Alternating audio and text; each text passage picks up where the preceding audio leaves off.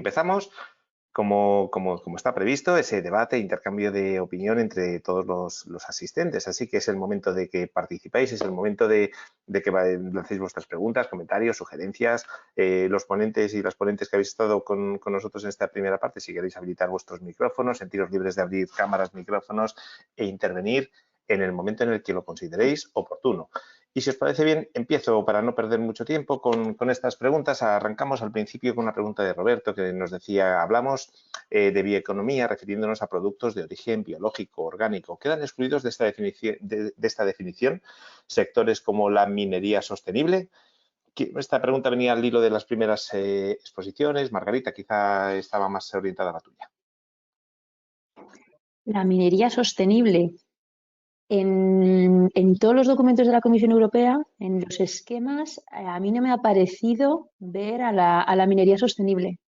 Sí que he visto la minería sostenible muy vinculada, por ejemplo, con la geotermia, como parte de la innovación de la minería sostenible, pero no realmente con la bioeconomía. ¿Te refieres, entiendo, como fuente de carbono que pudiera ser? En teoría es que el carbono de la biomasa, como vuelve enseguida al ciclo, por eso se considera que es renovable, pero realmente yo no lo he escuchado. No sé si... Vale. Pues si Roberto, si quieres hacernos alguna aclaración, pues ahí tienes el panel de chat. Y por supuesto, invito a todos los participantes y a todas las participantes a que activéis el botón de levantar la mano y así podéis hablar con las ponentes en este caso y trasladarle vuestras dudas, consultas en directo, que es mucho mejor. Pregunta para BioRescue, en este caso para Inés. ¿Tenéis pensado seguir trabajando en el desarrollo de este tipo de biorefinerías para que se aplique en España? ¿Sabéis si el sector del champiñón español lo está aplicando? ¿Estáis en contacto con el sector? Sí, bueno, de hecho hemos tenido, sí, conversaciones con productores en los cuales pueden tener interés. También hemos hablado con un centro que hay en La Rioja de valorización de champiñón. O sea, iniciativas hay. La cuestión es poder materializarlo en un proyecto, sí, pero bueno, lo tenemos. Pero bueno, nosotros seguimos trabajando en estas líneas porque estas líneas son aplicables a otros tipos de productos, estas líneas de valorización, no solo a este tipo de materias primas. O sea, que nosotros seguimos desarrollando nuestras actividades porque son muy flexibles y pueden ser aplicadas tanto al residuo de champiñón como a otros residuos. Pero sí, hay conversaciones. Sí. Perfecto, muy bien, muchísimas gracias. Nos decía, bueno, Francisco quería contactar con Lidia. Como vamos a compartir las presentaciones, entiendo que en esas presentaciones habéis puesto vuestros datos de contacto. Lidia. Hola. Hola. Ahora sí te escuchamos. Sí, Bueno, perdona, no te escuchaba. Sí. Nada, simplemente decir que bueno, hay algunas personas, algunas de los asistentes que quieren contactar con vosotros pues para avanzar en vuestros proyectos, comentarlo con más en profundidad y entiendo que en las presentaciones habéis puesto vuestros datos de contacto por si lo quieren hacer, ¿verdad? Pues no. Vale, pues no te preocupes que luego si te parece bien le facilito yo tu contacto, te pido permiso y si te parece bien se lo facilito. Seguimos con más... Muchas gracias, Lidia. Seguimos con más preguntas. En este caso, para Raquel, además del hueso del aguacate, ¿alguno de los otros subproductos evaluados podría ser de interés como materia prima de piensos animales? Pues bueno, de hecho, he centrado la presentación en los productos que presentaron el mayor potencial, pero efectivamente sí que vimos también que el resto de subproductos podría emplearse para alimentación animal. Y en concreto fue interesante también el estrío desgrasado por su composición nutricional y bueno, el problema que tuvimos un poco con este subproducto fue para conseguir obtenerle en la escala que necesitamos para obtener luego los pellets. Por lo tanto, en el proyecto, y dado que el hueso presentaba mejor perfil, continuamos con él y no con el de estrío desgrasado, aunque se trató de elaborar este subproducto, y la verdad es que sí que es uno de los que tenemos ahí un poco pendientes de en futuros proyectos pues continuar con su estudio, ya que bueno, pues sería muy interesante poder aprovechar ese destrío que quede después de extraer el aceite de aguacate, que tiene un valor muy alto en el mercado, y el subproducto que quede, pues aprovecharlo para esa alimentación animal. Muy bien, muchas gracias. En este caso para Lidia, ¿el procesado de estos subproductos genera algún otro tipo de residuo? La verdad es que sí. Sí, al procesar estos residuos se genera otro tipo de residuo, pero este subproducto es muchísimo menos contaminante y afecta menos al medio ambiente que el residuo original.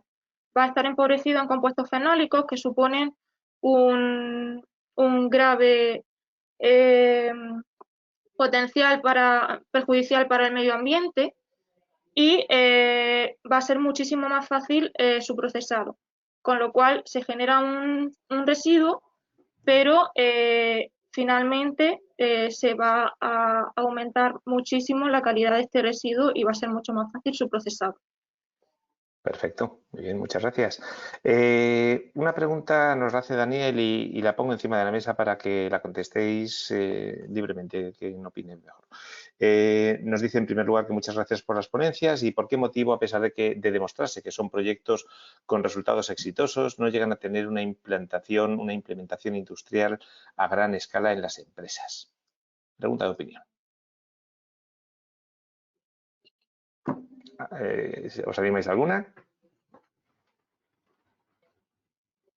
Bueno, en nuestro caso, por ejemplo, el interés está ahí y es cierto que también, vamos, realmente son proyectos que se han realizado, han finalizado hace muy poco y todavía queda pendiente realizar la parte un poco de evaluación económica de lo que podría suponer realmente ese aprovechamiento, ya que pues realmente es verdad que en el proyecto se ha tratado de ver, por ejemplo, en el caso para obtener piensos, cuáles son las mejores condiciones para su procesado y obtención de esos pellets, pero el proceso de secado quizás pues no se empleó un trommel que estuviera optimizado para ese proceso, por lo cual tampoco es posible conocer exactamente cuál es el valor de esa harina de hueso de aguacate, pero por eso mismo pues está pensando en pedir otro tipo de proyectos en los que ya se pueda llegar a esa escala o que las propias empresas pues realmente quieran apostar a partir de estos resultados por emprender pues esas compras de secados y obtener la materia prima, que es algo que es realmente necesario porque son materias